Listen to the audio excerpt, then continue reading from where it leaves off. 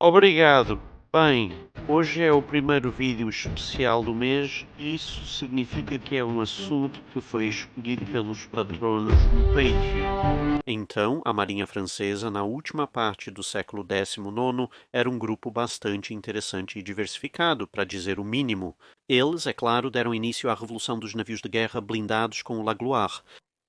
Depois, eles seguiram em várias direções bastante interessantes quando se tratava de design de navios de guerra blindados, incluindo a tentativa de fazer um navio de linha da Era da Vela, mas com ferro, na forma deste navio maravilhoso, e sua irmã, o Solferino e o Magenta. Depois, como todos os outros, passaram para os navios de guerra blindados de bateria central, e daí para o navio de barbete aberto, que foi um precursor do pré-dreadnought. Como você pode notar nessas fotos, uma tendência para o design de navios de guerra com casco inclinado começou a influenciar a construção de navios de guerra blindados franceses bem cedo em sua gestação, e isso se expressaria bastante durante grande parte da era pré-dreadnought também. A ideia do design de casco inclinado era permitir que os navios fossem mais marítimos, pois ao estreitar consideravelmente o casco quanto mais alto você fosse, em teoria reduziria a quantidade de peso superior e, portanto, poderia fazer o navio com uma borda livre muito maior do que você poderia em um design mais convencional de lados retos ou flared. Isso, por sua vez, significava que você poderia montar as armas mais altas, e claro, sendo montadas muito mais altas, elas eram mantidas longe do mar em estados de mar consideravelmente mais altos. Isso era muito bom, e os navios de guerra com casco inclinado provaram ser muito hábeis em navegar por passagens estreitas como canais e eclusas. No entanto, eles tinham um efeito colateral bastante infeliz, que era que sua margem de estabilidade quando os navios começavam a inundar por danos de combate era mínima a inexistente, como seria comprovado em combate mais tarde na linha. Mas isso é uma história para outra hora, então agora você sabe brevemente o que é o design de casco inclinado. Vamos olhar para o início dos pré-dreadnoughts franceses. Os últimos navios franceses a serem construídos antes do primeiro pré-dreadnought francês foram, pelo menos em termos de navios de capital, a classe Marceau, consistindo logicamente o suficiente do Marceau, o Magenta e o Neptune. No entanto, essa classe foi iniciada em 1180 e depois disso, devido a uma mudança no pensamento francês temporariamente para a Jeune École, que era, como já foi discutido em outros vídeos, uma escola de pensamento que sustentava que submarinos, barcos torpedeiros e outros navios de guerra leves, como cruzadores, poderiam levar um inimigo a seus joelhos através do comércio, ataques rápidos e incursões. A Marinha Francesa, na verdade, não começou a construir mais navios de capital por aproximadamente 10 anos, com a classe Charles Martel sendo cancelada no meio dos anos 1880 como resultado da nova administração naval com suas novas ideias. No entanto, no início dos anos 1890, a Jeune École estava começando a enfraquecer seu domínio sobre o pensamento naval francês. E claro, havia outro grande elefante na sala, na forma do Ato de Defesa Naval de 1889, aprovado no Parlamento Britânico. Veja, até este ponto, os encouraçados britânicos de vários tipos haviam sido fabricados em 1s e 2 e peças avulsas e designs estranhos eram abundantes. No entanto, este ato de defesa específico meio que puxou o tapete desse pequeno paradigma de operações ao exigir muitos encouraçados. Ele ordenou, nos próximos 5 anos, 8 encouraçados de primeira classe e 2 encouraçados de segunda classe, principalmente projetados para operações no Pacífico, onde foram projetados para caçar cruzadores blindados. Agora uma classe inteira de encouraçados, e isso era algo que os franceses precisavam responder, e precisavam responder rapidamente. A classe Charles Martel cancelada foi revisitada e um dos navios, o Brennus, nomeado após um chefe gaulês que teria a distinção de ser a última pessoa a saquear Roma por algumas centenas de anos e também o originador daquelas palavras imortais via victis ou ai dos vencidos, seria redesenhado em resposta à nova classe de navio da Marinha Real, que se tornaria a classe Royal Sovereign, usando alguns dos materiais restantes da primeira iteração do navio, e no mesmo estaleiro, a nova construção do Brennus começou. Este navio seria armado com uma variedade de armamentos, com uma bateria principal de 13 polegadas e 4 ou 340 milímetros de canhões. No entanto, havia apenas 3 desses em uma torre dupla à frente e uma torre única à ré. Uma bateria secundária de 164 mm ou 6 polegadas e 4 estava disposta em uma variedade de casamatas e torres únicas em 2 níveis diferentes em ambos os lados do navio. Você então tinha uma bateria terciária de 4 canhões de 65 mm ou 2 polegadas e 6, uma bateria quaternária de 14 canhões de 47 mm ou 1 polegada e 9, uma bateria quaternária de 8 canhões de 37 mm e 4 tubos de torpedo de 18 polegadas, apenas por precaução. O ariete de proa foi removido, foi trazida uma armadura de aço no lugar de ferro e novas caldeiras Belleville também foram introduzidas. Isso deu ao navio uma velocidade de 18 nós, com um total de 13.900 cavalos de potência indicados, funcionando em 2 eixos, e um cinturão de armadura principal raso de 18 polegadas de espessura, com armadura de 18 polegadas nos principais torretas também. Outro problema com o design de Tombadilho era o pouco espaço no casco para acomodações, resultando na conclusão do navio com uma superestrutura massiva. Isso, bem como várias ineficiências no estaleiro, significava que o navio estava, digamos, um pouco acima do peso quando saiu para testes. Isso é levando em consideração os testes. Então ela ainda não estava em pleno deslocamento, o calado já estava mais de um pé acima do que deveria ter sido, o que, combinado com um cinturão relativamente raso, significava que a grande maioria da proteção de armadura do navio estava agora abaixo da água. E isso só piorou quando o navio estava totalmente abastecido e carregado para a guerra e eventualmente exigiria uma reconstrução para evitar que ela ganhasse tanta instabilidade que poderia simplesmente capotar aleatoriamente. No entanto, um semi-dreadnought instável e rapidamente redesenhado não era exatamente a melhor resposta do mundo para uma marinha que estava produzindo uma frota inteira de novos couraçados e, portanto, os franceses precisavam de uma resposta muito maior e melhor do que apenas o pobre e velho Brennus. E agora, diante da possibilidade muito real de que a classe Royal Sovereign pudesse permitir que a Marinha Real dominasse o Mediterrâneo de forma completamente incontestada, os franceses responderam com uma lei bastante abrangente e ambiciosa, o Estatuto Naval de 1890, que pedia um esquadrão de 24 couraçados de primeira classe, uma frota de defesa costeira de 17 couraçados de defesa costeira e que a Jeunet-Cole ainda não havia perdido seu controle, 220 barcos torpedeiros, bem como uma frota ultramarina de 34 cruzadores.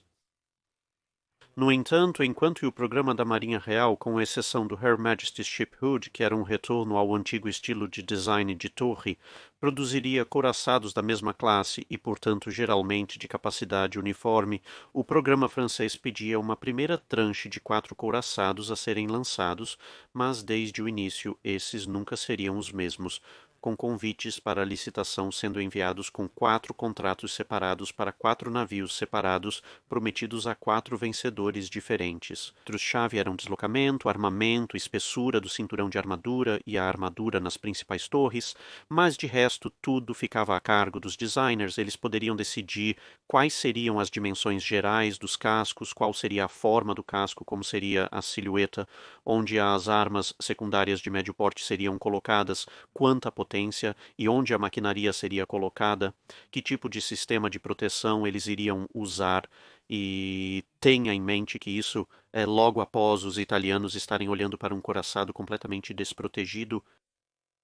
Então sim, foi, digamos, uma competição de design bastante interessante, e essa competição acabaria com 5 navios em vez de 4, apenas para dar uma ideia de quão diferentes esses 5 navios acabariam sendo. Um deles teria bateria secundária em torres gêmeas, os outros em simples. 3 navios tinham 2 motores acionando 2 eixos de hélice, os outros 2 tinham 3 motores acionando 3 eixos. A carga para deslocamento variava entre 11.800 e 12.200 toneladas, o comprimento variava até 10 metros e a potência até 2.000. Coletivamente, até mesmo os franceses chamariam esse pequeno lote de navios de flotte d'échantillons, ou frota de amostras, ou frota de retalhos. Esses navios seriam compostos pelo Charles Martel, que estava reutilizando o nome do outro navio que havia sido cancelado em meados da década de 1880, o Carnot, o Messena, o Bouvet e o Jaureguibery, eu acho, possivelmente, talvez. Com o avanço dos projetos, havia grande preocupação com o aumento do deslocamento. Considerando os problemas enfrentados por Brenner, foi permitido substituir o canhão de 340 mm por um novo de 305 mm. Na época, os franceses tinham uma grande variedade de calibres em suas armas de bateria principal, sendo o canhão de 274 mm, 10, 20 e 3 cm, um dos favoritos. Os novos 305 mm em desenvolvimento deveria penetrar a mesma quantidade de armadura que o canhão de 274 mm, porém com o dobro do alcance.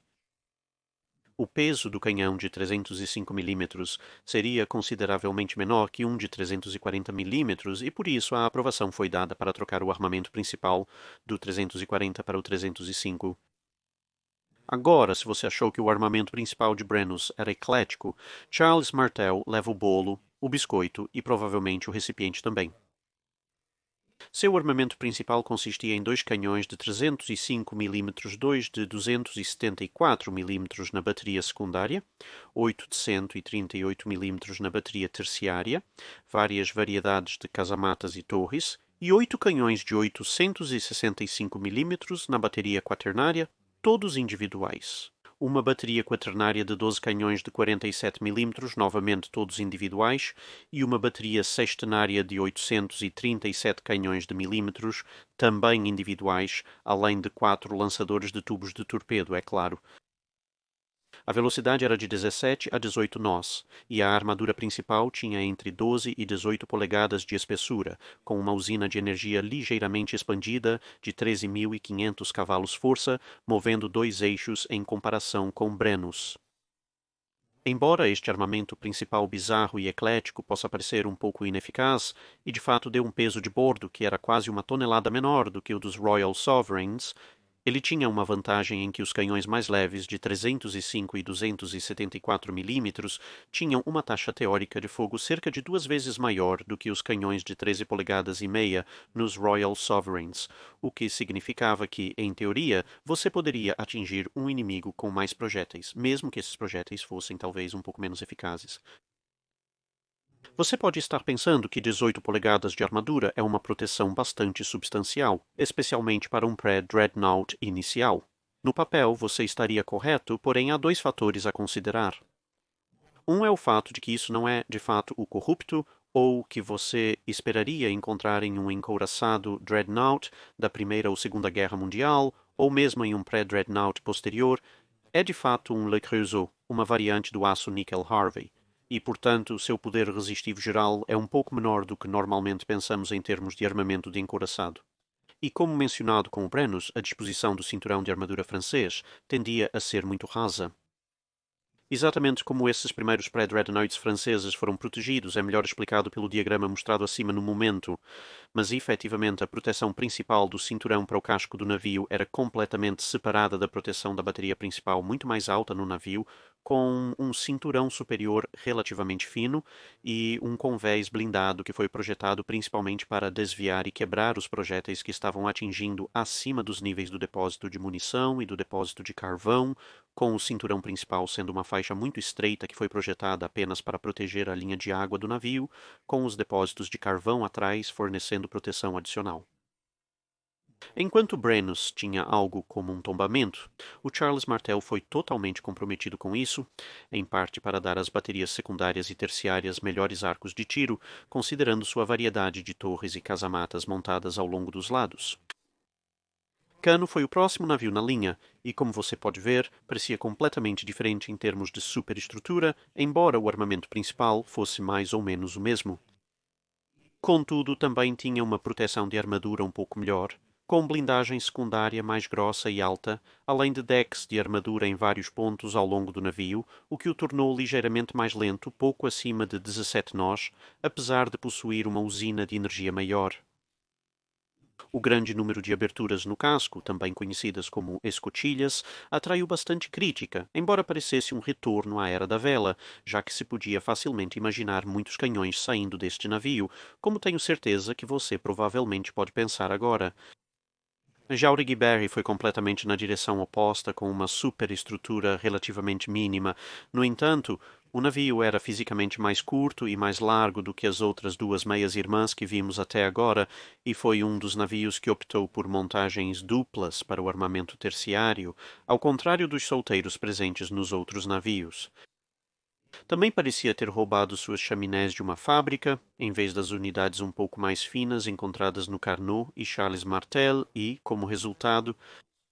parecia totalmente diferente de novo. E agora passamos do menos pronunciável para o mais visualmente ofensivo, o Messena, que parecia pegar o casco básico de um torpedo, um Ariete, e anexar um bloco de hotel ao topo, resultando possivelmente em um dos dreadnoughts mais terríveis de todos os tempos. No entanto, também mudou um pouco o armamento, com as armas de 65 mm presentes nos três navios anteriores, sendo trocadas por armas de 100 mm ou 3.9 polegadas, que foram destinadas a complementar a bateria terciária de 138 mm ou 5.5 polegadas, o que resultaria em muitos respingos confusos, para ser perfeitamente honesto, em uma luta real. No entanto, ela introduziria a propulsão de 3 eixos, que permaneceria uma característica bastante constante dos pré-dreadnoughts franceses daqui para frente, mas como Brennus seria completada massivamente acima do peso e geralmente era considerada algo como um fracasso nesta categoria de 5 navios. E finalmente temos o menos visualmente ofensivo dos 5 navios, o Bouvet, que ainda tinha o tombadilho, mas significativamente menos escotilhas, uma superestrutura muito reduzida, mas também uma área de popa muito mais construída. Ela também montou uma versão experimental do canhão de 305 mm com características de poder de fogo sutilmente diferentes das outras 4. Como a Messina, ela trocou os canhões de 100 mm pelos de 65 mm dos 3 navios iniciais. No final do século XIX, a Marinha Francesa estava na vanguarda da tecnologia de controle de fogo. Telêmetros e sistemas de controle de fogo complexos podiam ser encontrados nos 5 navios em diferentes graus, como mostrado nas imagens acima. No entanto, isso foi um pouco complicado, pelo fato de que cada torre tinha seu próprio sistema de controle de fogo. Então, na maioria desses navios, isso significava um total de 16 seções de controle de fogo, separadas apenas para as torres, e então a artilharia leve anti-torpedeiro foi ainda mais dividida em 5 seções gerais que correspondiam aproximadamente às seções do navio, como plataforma do mastro de proa, plataforma do mastro principal, ponte superior, convés de abrigo no meio do navio e superestrutura traseira. Avanços na capacidade de Le Creuset de produzir armadura de aço-níquel também significavam que, quando chegava a Bouvet, a proteção da armadura era reduzida de 450 mm para 400 mm, com base no fato de que isso proporcionava exatamente a mesma proteção física devido aos avanços na fabricação de aço, enquanto, obviamente, economizava uma quantidade significativa de peso para deslocamento. Ela também era muito mais eletrificada do que os outros navios desta coleção solta, com vários geradores elétricos e muitos equipamentos elétricos instalados. Junto com outras mudanças, como outras variantes para junto com a espessura da armadura em lugares como as barbetas do navio, isso significava que o Bouvet passou por várias modificações enquanto ainda estava em construção, em parte para tentar economizar peso como resultado de outras modificações que estavam sendo feitas e, em parte, porque várias novas ideias estavam sendo testadas. Como resultado, ela acabaria com uma margem relativamente pequena de estabilidade e flutuabilidade, o que seria evidenciado mais tarde em sua perda durante a Primeira Guerra Mundial. Infelizmente, essa cavalgada de navios bastante interessantes e muito variados não ajudou muito nos assuntos navais franceses, pois, devido a todos os atrasos e brigas internas, quando esses navios foram todos comissionados e em serviço, eles não só tinham que se preocupar com os soberanos reais, mas também tinham que se preocupar com a forte classe majestosa de 9 navios, geralmente considerada a origem do clássico encouraçado pré-Dreadnought. Então, a Marinha Real agora estava navegando com 7 soberanos reais, 9 majestosos, além da variante do soberano real Her Majesty's Shiphood, e os franceses tinham 5 navios bastante heterogêneos, armados com algo entre 5 e 6 tipos diferentes de armas, das quais 4 poderiam ser esperadas para disparar a uma distância de batalha. Assim, apesar de seus sistemas de controle de fogo relativamente avançados, identificar a diferença nos respingos de projéteis entre essas baterias principais, secundárias, terciárias e quaternárias seria um desafio bastante interessante, para dizer o mínimo. Louis-Émile Bertin, que foi encarregado de ser diretor de construção naval no final dos anos 1890, descreveria todos esses navios como chavarribal, ou propensos a capotar, o que não é exatamente uma recomendação brilhante. No entanto, para o seu tamanho, eles tinham uma quantidade considerável de poder de fogo. Eles introduziram uma nova armadura de aço homogêneo, em oposição aos navios encouraçados anteriores, e eram capazes de uma velocidade bastante alta para navios da época, pelo menos quando eram novos fora do estaleiro. No entanto, eram muito compactos e muito limitados em capacidade como resultado disso, e se assemelhavam mais a uma espécie de fortaleza flutuante ou bloco de hotel armado com vários tipos diferentes de armas, em oposição aos soberanos reais e majestosos que realmente conseguiram parecer um navio de guerra marítimo. Se isso parece severo, é a própria avaliação da Marinha Francesa sobre eles. Quando chegou meados da década de 1890, a Marinha Francesa tentou resolver alguns desses problemas, visando uma classe de navios de guerra pré-Dreadnought muito mais homogénea. Infelizmente, graças a várias manobras políticas, foi dito a eles que teriam que criar uma nova geração de navios de guerra aprimorados, mas com um deslocamento menor. Para fazer isso, inicialmente consideraram trazer os 2 canhões de 305 mm para uma torre dupla à frente e os 2 canhões de 274 mm para uma torre dupla à ré, mas felizmente prevaleceram cabeças mais sensatas e os navios seriam armados com 4 canhões de 305 mm ou 12 polegadas, em 2 torres duplas, uma à frente e outra à ré, o que os fez parecer consideravelmente mais convencionais. No entanto, eles ainda teriam uma proa muito bulbosa e saliente, inclinada para trás de forma bastante significativa e, claro, manteriam o tombadilho encontrado nos pré-dreadnoughts franceses anteriores, que já discutimos. O restante do armamento, você ficará feliz em saber,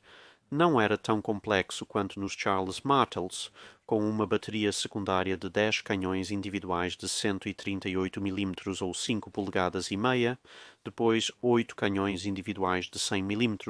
semelhantes ao Bouvet e Messina, e estes compunham a bateria terciária, seguida por uma bateria quaternária de 20 canhões individuais de 47 mm. E era isso, além, é claro, de 4 tubos de torpedo. Os 3 navios da classe seriam Charlemagne, Saint-Louis e Galois.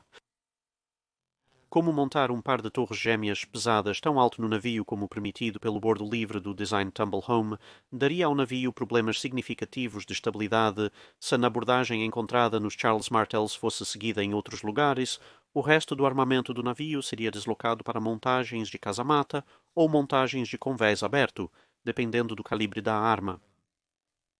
Isso não quer dizer que os designers franceses um pouco mais loucos não tentaram entrar em ação.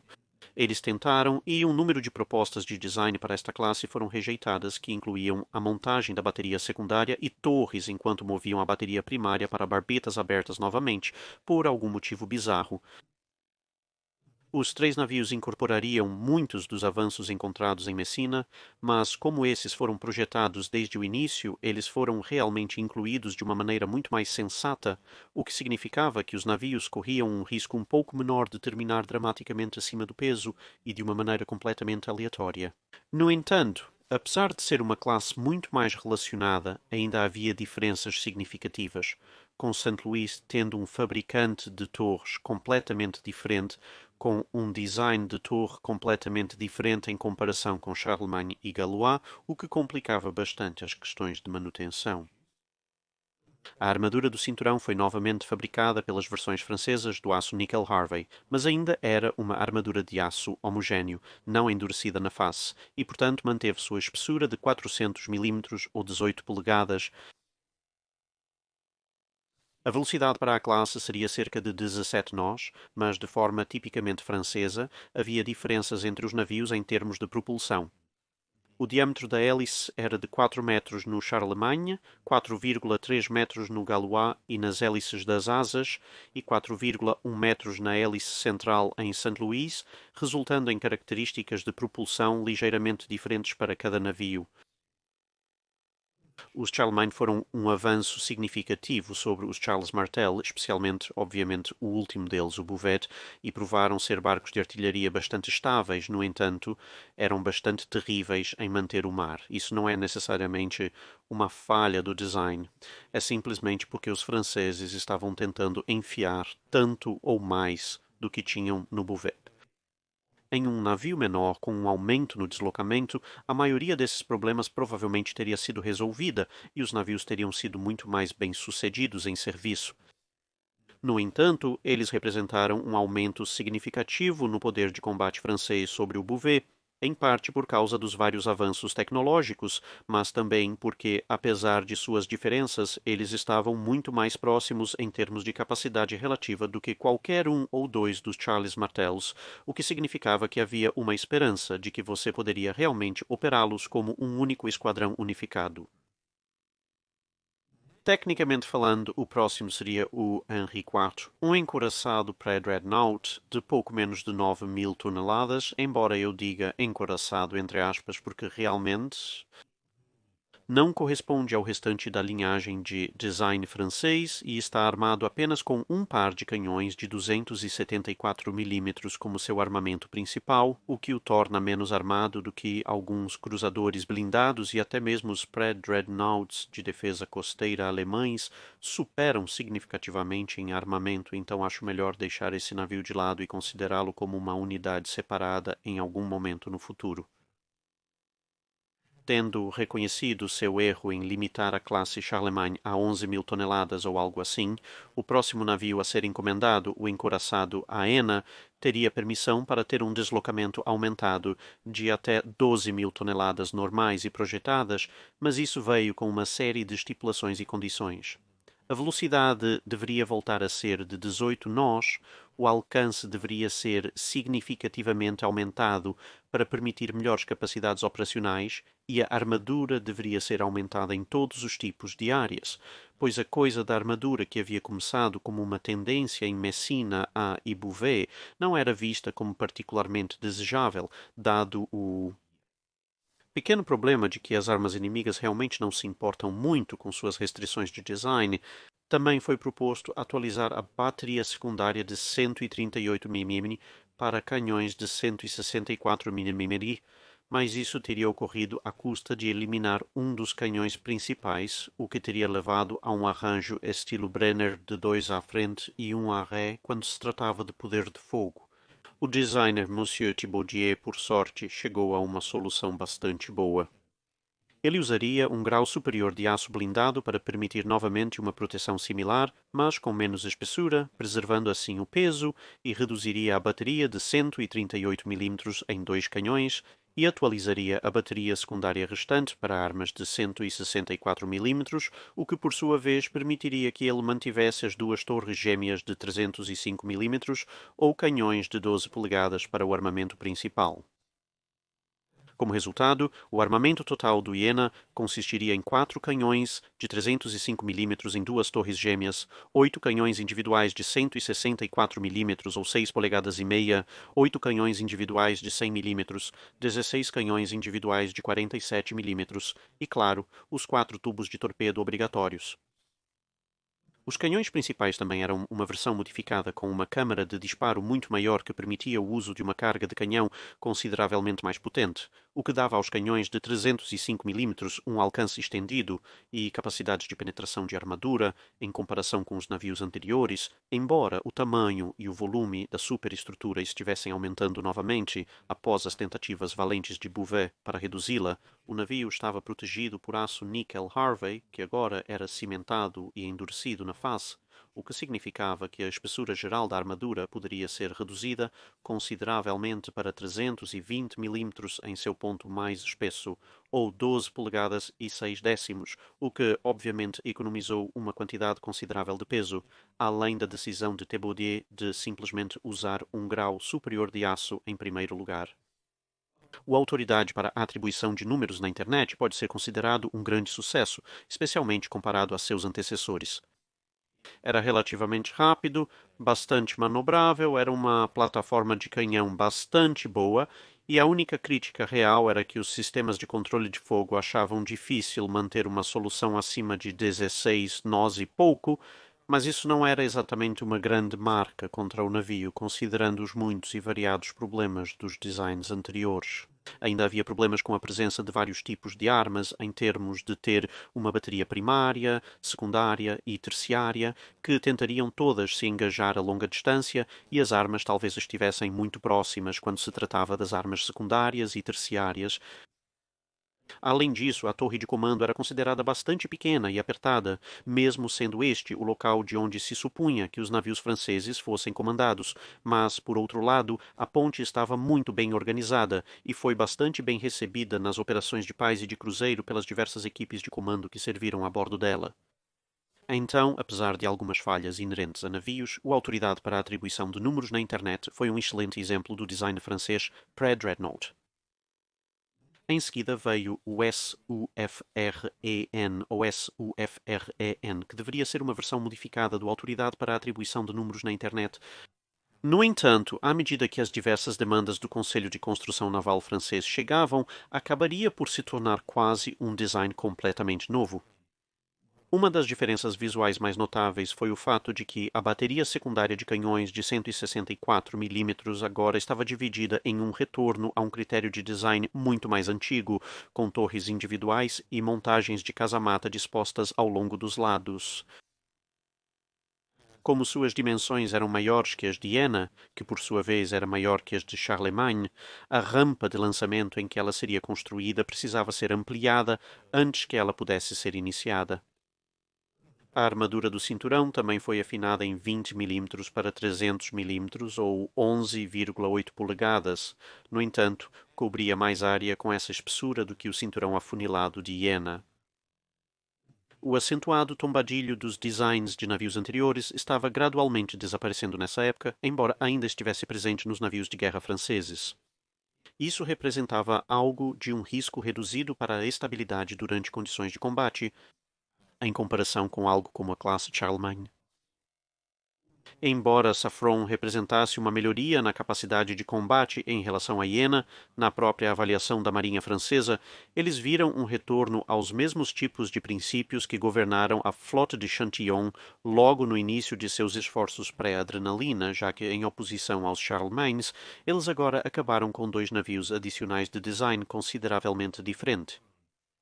Eles também estão olhando para o outro lado do lago ou do canal, devo dizer, para os britânicos, pois durante o mesmo período de 1893 a 1901, a Marinha Real recebeu 29 couraçados de primeira classe, todos com um armamento uniforme de 4 canhões de 12 polegadas e 12 canhões de 6 polegadas nos secundários em 5 classes diferentes durante o mesmo período. No entanto, os esforços incrementais e dispersos da Marinha Francesa produziram apenas 6 navios, dos quais apenas 3 eram do mesmo design. Portanto, eles tentaram recolocar as coisas nos trilhos com a classe Patrie. Esta, com um total de 6 navios, seria a maior classe de couraçados franceses encomendados desde a classe Flandre, de couraçados no início da Era do Ferro e do Vapor. Esses navios representariam um grande avanço no design de couraçados franceses, pois foram projetados como uma classe única a partir de um conjunto de planos e eram significativamente maiores e mais capazes do que todos os pré-dreadnoughts franceses anteriores construídos com orçamento muito limitado. Com esses navios deslocando menos de 15 mil toneladas, eles seriam considerados equivalentes a qualquer número de outras classes de pré-dreadnoughts que estavam sendo produzidas no início dos anos 1900, e isso se devia principalmente a dois fatores. Primeiramente, as leis navais da Alemanha estavam começando a aumentar a escala da frota alemã para o tamanho que alcançaria na Primeira Guerra Mundial com a frota de alto mar, graças ao almirante von Tirpitz, o que preocupava os franceses de maneira bastante intensa. E também deve-se dizer, devido aos esforços de Émile Bertard, que, como mencionamos anteriormente, finalmente conseguiu se nomear como diretor de construção naval e finalmente conseguiu submeter os conselhos navais franceses e convencê-los de que não, você não pode construir navios menores e confiar no Elan. Para derrotar um adversário muito maior e numericamente superior, era necessário construir navios à altura daqueles que os inimigos ou potenciais inimigos estavam construindo, e assim surgiram os Patrice. Depois de muita ida e volta no design, esses navios seriam concluídos com uma velocidade máxima de 18 nós, cortesia de 17.500 cavalos de potência, um cinturão principal de 11 polegadas de espessura ou 280 mm, novamente de aço níquel Harvey cimentado, que era endurecido na superfície, e o cinturão estava começando a aumentar para um sistema de convés blindado e suporte celular mais reconhecível, como visto em muitos outros dreadnoughts de pradaria, em oposição aos designs franceses anteriores de cinturão estreito de casa tombada, extremamente excêntricos dos navios anteriores. O armamento principal também estava começando a se aproximar de algo mais racional, com 4 canhões de 305 mm em torres gêmeas e a bateria terciária de canhões de 100 mm totalmente retirada, em favor de uma bateria secundária muito maior de canhões de 164 mm. Com um total de 18 armas montadas em 6 torres gêmeas e 6 casamatas individuais com 24 canhões antitorpedeiros de 47 mm, embora definitivamente não fossem destinados a engajar navios capitais inimigos, e uma redução nos tubos de torpedo de 4 para 2. Uma das primeiras propostas de design era equipar as torres gêmeas com canhões de 194 mm, ou um total de 12, apoiados por 10 canhões de fogo rápido de 100 mm sem blindagem, mas isso foi rejeitado em favor da bateria uniforme de 164 mm. Os 6 navios seriam, claro, Patrie, République, Démocratie, Justice, Liberté e Vérité. Apesar de antecederem a classe invencível de cruzadores de batalha por quase meio década, esses navios eram totalmente capazes de ter mecanismos de treinamento e elevação de torre alimentados eletricamente sem fazer algo como um show de relâmpagos para todos nas proximidades. No entanto, apesar deste promissor início na construção uniforme, as mudanças inevitavelmente começariam a surgir.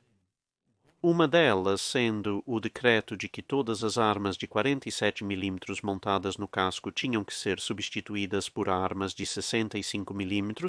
com 16,47 sendo substituídas por 13,65, porque se sentia que os barcos torpedeiros estavam ficando um pouco grandes demais, e o 47 mm não seria tão capaz de pará-los como originalmente considerado. E então, claro, os britânicos colocaram sua última classe de couraçados pré-dreadnought em produção para o rei Eduardo VII e, enquanto esses navios ainda tinham canhões principais de 12 polegadas e uma bateria secundária de canhões de 6 polegadas, essa bateria agora era mais amplamente considerada uma bateria terciária, pois os navios também incluíam 4 canhões de 9,2 polegadas ou 234 milímetros em torres, juntamente com os canhões de 6 polegadas, formando um lado mais pesado do que todos esperavam. Os franceses, que é claro, haviam decidido sobre as torres e casamatas de 164 mm com base no fato de que não precisavam de nada maior, agora estavam um tanto surpresos. Com os 2 primeiros navios, era tarde demais para fazer qualquer coisa, mas com os últimos 4, começando com Democratie, era possível fazer algumas alterações antes que o navio fosse finalizado. Como resultado, o canhão de 194 mm voltou à consideração. Os canhões de 164 mm montados em casamatas foram substituídos por 4 canhões de 194 mm, enquanto as torres gêmeas de 164 mm foram substituídas por torres individuais de 194 mm, resultando em uma bateria secundária total de 10 canhões de 194 mm nas 6 torres individuais e 4 montagens de casamata. Como isso levou a uma leve redução no deslocamento do navio, o peso foi colocado em uma armadura mais espessa nas casamatas e torres, refletindo o status mais elevado do canhão de 194 mm. No entanto, essas mudanças atrasaram a construção do navio em 12 meses, o que significava que, embora os navios fossem geralmente considerados muito bons, se um pouco de curto alcance pré-dreadnoughts em termos de artilharia, em navegação e manutenção no mar, a Republic foi concluída aproximadamente ao mesmo tempo que o Her Majesty's Ship Dreadnought e o último dos navios, o Veritank, concluído quase 2 anos depois, o que os colocou no status de obsoletos no lançamento, infelizmente um fato que eles eram realmente bastante capazes e finalmente quebraram a tendência francesa de projetar uma frota bastante desordenada e remendada. A única desvantagem real do design foi novamente o avanço do tempo, pois quando foram concluídos, o alcance da batalha agora tinha, pelo menos na estimativa francesa, entre 6 e 8 mil metros, enquanto os 2 primeiros navios, com o armamento de 164 milímetros, foram projetados para um alcance de engajamento de 2 a 3 mil metros, e a subclasse Democrate para 3 a 4 mil metros de alcance de engajamento, o que os deixaria em desvantagem se participassem de um combate moderno. Por fim, em termos de pré-dreadnoughts franceses, vem a classe Danton, com 6 fortes. Os Dantons originalmente foram considerados como parte do programa de renovação da frota elaborado em 1900, diante da expansão naval inicial da Alemanha, mas eles só realmente começaram a discutir sua construção em maio de 1905, e no ano seguinte o Dreadnought estava em serviço. Porém, isso não desanimou os franceses, que decidiram continuar com esse design de pré-dreadnought, apesar disso. O design preparado deveria ser uma versão aprimorada da subclasse Democratie da classe Patrie e, portanto, manteria os 4 canhões de 305 mm ou 12 polegadas em 2 torres gêmeas, uma à frente e uma à ré. No entanto, a bateria secundária de 10 armas foi atualizada para o canhão de 234 mm. Isso foi um aumento até mesmo acima da subclasse Democratie, pois sentiu-se que o maior poder de fogo seria necessário, especialmente considerando que a classe Lord Nelson, os últimos pré-dreadnoughts britânicos, estavam aumentando o número de canhões de 9,2 polegadas presentes em seus navios, e o de 240 mm era uma arma de 9,4 polegadas, que obviamente era felizmente um pouco maior que a britânica. Estes seriam distribuídos em 6 torres gêmeas para um total de 12 armas, com uma bateria terciária se infiltrando de volta com 16 canhões de 75 mm individuais, juntamente com 10 canhões de 47 mm individuais em uma bateria quaternária e 2 lançadores de torpedos. Alguma consideração inicial foi dada à substituição das 6 torres gêmeas de 240 mm por 6 torres individuais de 305 mm, o que lhes daria um design todo de canhão grande, embora não tão eficiente quanto o Her Majesty's Ship Dreadnought, Seiner Majestat Schiff Nassau ou United States Ship South Carolina, mas isso foi rejeitado com o argumento de que levaria muito tempo para construir um novo design de torre individual de 305 mm.